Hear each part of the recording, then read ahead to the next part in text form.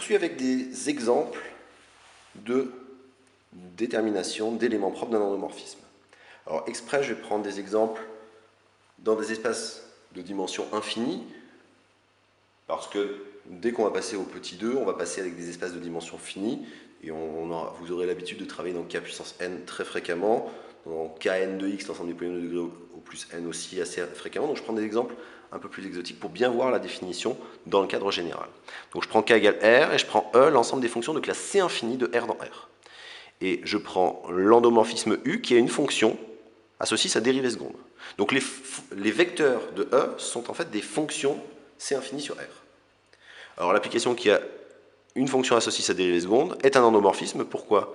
Parce que si f est infiniment dérivable, je peux déjà la dériver deux fois, donc ça a bien de sens de parler de f seconde, et sa dérivée seconde sera aussi infiniment dérivable. Donc u va bien de E dans E, et par linéarité de la dérivation, il y a linéarité de la dérivée seconde, et donc u est bien linéaire. Donc là, le fait que c'est un endomorphisme ne pose pas vraiment de problème. Je prends lambda dans R, et je résous l'équation aux éléments propres, en cherchant à résoudre l'équation u de f égale lambda f d'inconnu f. Sauf que u de f égale lambda f, c'est équivalent à f seconde égale lambda f, et f seconde égale lambda f, j'ai une égalité entre fonctions, c'est pour tout x dans R, f seconde de x moins lambda f de x égale 0. Ce qui est une équation différentielle homogène scalaire du second ordre à coefficient constant que vous avez appris à résoudre en première année. On écrit l'équation caractéristique de cette équation différentielle du second ordre. Ici, ce sera r carré moins lambda égale 0. Et j'ai 3 cas, puisque je résous dans R. Si je résolvais dans C, j'aurais que 2 cas selon si j'avais une racine double ou pas. Là, ici, j'ai 3 cas selon si j'ai 2 racines réelles distinctes, 2 racines complexes conjuguées distinctes et une racine double. Si lambda égale 0, si lambda est strictement positif, j'ai 2 racines réelles distinctes qui sont plus ou moins racines de lambda. Et donc les solutions sont de la forme x donne a exponentielle racine de lambda x plus b exponentielle moins racine de lambda x. Ce qui signifie que j'ai d'autres solutions que la fonction constante nulle. Donc lambda est une valeur propre, et le sous-espace propre associé, c'est l'ensemble des fonctions de cette forme-là, c'est-à-dire l'ensemble des combinaisons linéaires de la fonction f1 qui a x donne exponentielle de racine de lambda x, et de la fonction f2 qui a x donne exponentielle de moins racine de lambda x. Donc là, j'obtiens que tout nombre réel strictement positif est valeur propre de u, et le sous-espace propre associé, qui est un sous-espace vectoriel de E de dimension 2, formé de combinaisons linéaires de 2 fonctions. Si lambda égale 0, là on est en train de résoudre l'équation différentielle incroyablement difficile, f seconde égale 0, ce qui en prime équivalent donne que f' est une constante et que f est une fonction affine. Donc les solutions sont toutes les fonctions affines. J'ai d'autres solutions que la fonction constante nulle, donc, et là j'ai 2 paramètres que je fixe librement, donc on va avoir que 0 est valeur propre puisque j'ai d'autres solutions que la fonction constante nulle, et que le sous-espace propre, c'est l'ensemble des fonctions qui sont affines, et l'ensemble des fonctions affines, j'ai 2 degrés de liberté, donc j'ai un sous-espace de dimension 2, qui est en fait l'ensemble des combinaisons linéaires de la fonction constante égale à 1 et de la fonction constante, de la fonction identité, la fonction qui a x donne x, qui n'est pas une fonction constante b. Le troisième cas, si lambda est strictement négatif, j'ai donc 2 solutions à mon équation caractéristique qui sont plus ou moins racine de valeur absolue de lambda avec un i devant le i des complexes, et donc ce qui ferait des solutions en exponentielle i racine de valeur absolue de lambda x et en exponentielle de moins i racine de valeur absolue de lambda x, qu'on réécrit pour se mettre sous forme réelle, vous l'avez vu encore en première année, sous les formes une constante fois cosinus de racine de valeur absolue de lambda x plus b fois sinus de racine de valeur absolue de lambda x. Et donc encore une fois, j'ai d'autres solutions que la fonction constante nulle, donc lambda est une valeur propre, et le sous-espace propre associé, et de dimension 2, j'ai 2 paramètres que je fixe librement, et donc l'ensemble des solutions, donc le sous-espace propre associé à la valeur propre lambda est composé des combinaisons linéaires de 2 fonctions, qui sont la fonction qui a x donne cosinus de racine de valeur absolue de lambda x, et la fonction qui a x donne sinus de racine de valeur absolue de lambda x. Alors ici, on a quelque chose d'extrêmement étonnant, c'est que tout scalaire est une valeur propre de u.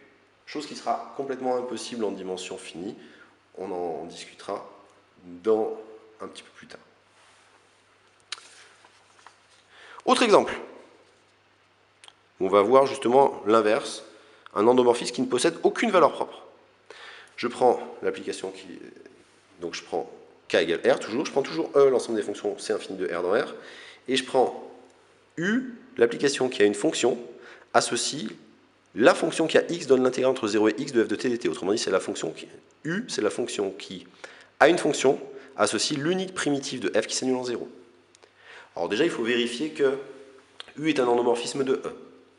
Bah, si f est dans E, donc f est une fonction c infini de R dans R, U de f c'est l'unique primitive de f qui s'annule en 0. Or, la primitive d'une fonction de classe c infini, elle est dérivable et sa dérivée c'est f.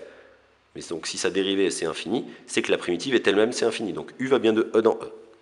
Quant à la linéarité, je prends deux fonctions f1 et f2 qui sont dans E, lambda et mu de réel, et je montre que U de lambda f1 plus mu f2, c'est lambda U de f1 plus mu U de f2.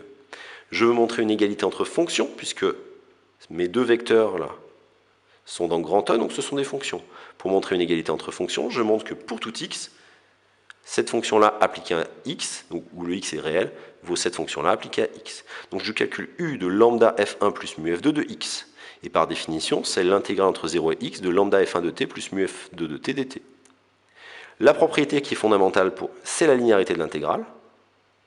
Et ce nombre-là, je reconnais que c'est U de f1 de x. Celui-ci, c'est U de f2 de x. Et j'obtiens bien que pour tout x dans R, U de lambda f1 plus mu f2 de x égale lambda U de f1 plus mu U de f2 de x. J'ai donc vérifié que U est un endomorphisme de E. Attention à bien placer les parenthèses aux bons endroits là pour que les choses aient un sens. Par exemple, si j'écrivais U parenthèse de f de x, ça ne veut plus rien dire, puisque U est une application à laquelle il faut que je donne à manger une fonction et pas f de x qui serait un nombre. Donc, une fois qu'on a vérifié que c'est un endomorphisme, ça mériterait peut-être que vous passiez un peu de temps à le revoir. Résolvons l'équation aux éléments propres. Je prends un lambda dans R, je résous U de f égale lambda f. U de f égale lambda f, ça donne que pour tout x dans R, l'intégrale entre 0 et x de f de t dt vaut lambda f de x. Alors pour voir ce que peut valoir f, pour voir s'il y a d'autres solutions que la fonction constante nulle à cette équation-là, ben, on va essayer de se ramener une équation différentielle. Pour cela, on va dériver cette égalité. Mais avant de la dériver, je vais prendre la valeur en 0. Puisque à gauche, en 0, ça vaut 0. Et là, ça fait lambda fois f de 0. Donc en appliquant ça avec x égale 0, j'obtiens que 0, c'est lambda fois f de 0. Et d'autre part, en dérivant cette égalité, j'ai bien le droit de le faire puisque j'ai une égalité vraie sur tout un intervalle. Et en plus, les deux expressions-là sont dérivables en fonction de x, puisque là, j'ai une primitive de f, et là, j'ai un coefficient constant fois f, où f est une fonction dérivable. Donc en dérivant, j'obtiens, en dérivant par rapport à x l'intégrale entre 0 et x de f de t, j'obtiens simplement f de x, puisque ça c'était une primitive de f, donc quand je dérive, j'obtiens f, égale lambda f'. Et là, j'ai deux cas. Si lambda égale 0, j'obtiens, d'après l'équation 2, que pour tout x dans R, f de x égale 0, donc f c'est la fonction constante nulle. Autrement dit, avec ce premier cas déjà, j'obtiens que 0 n'est pas valeur propre de U, puisque si j'ai pris lambda égale 0, l'équation U de f égale 0 fois f possède comme unique solution la fonction constante nulle. Et si lambda est non nul, l'équation 2, je vais diviser par lambda, va donner pour tout x dans R, f' de x égale 1 sur lambda f de x. Là, vous avez une équation différentielle scalaire linéaire d'ordre 1 que vous savez résoudre. Ça vous dit que f de x est de la forme une constante fois exponentielle x sur lambda. Donc il existe une constante telle que pour tout x dans R, f de x égale c fois exponentielle x sur lambda. Mais la condition 1, comme lambda est non nulle, elle donne que f de 0 vaut 0. Mais f de 0 c'est c, donc la constante est nulle. Mais si la constante est nulle, ça donne que pour tout x dans R, f de x égale 0. Et donc on obtient que si lambda est non nul, j'ai f qui est fonction constante nulle. Donc dans tous les cas, l'équation aux éléments propres u de f égale lambda f donne comme seule solution la fonction constante nulle, ce qui justifie que lambda ne sera jamais valeur propre de u. Et finalement, quel que soit lambda dans R, lambda n'est pas valeur propre de u, autrement dit, le spectre de u est vide. Donc là, on arrive à construire en dimension infinie des endomorphismes qui ont soit, pour le premier exemple, une infinité de valeurs propres, soit ici aucune valeur propre.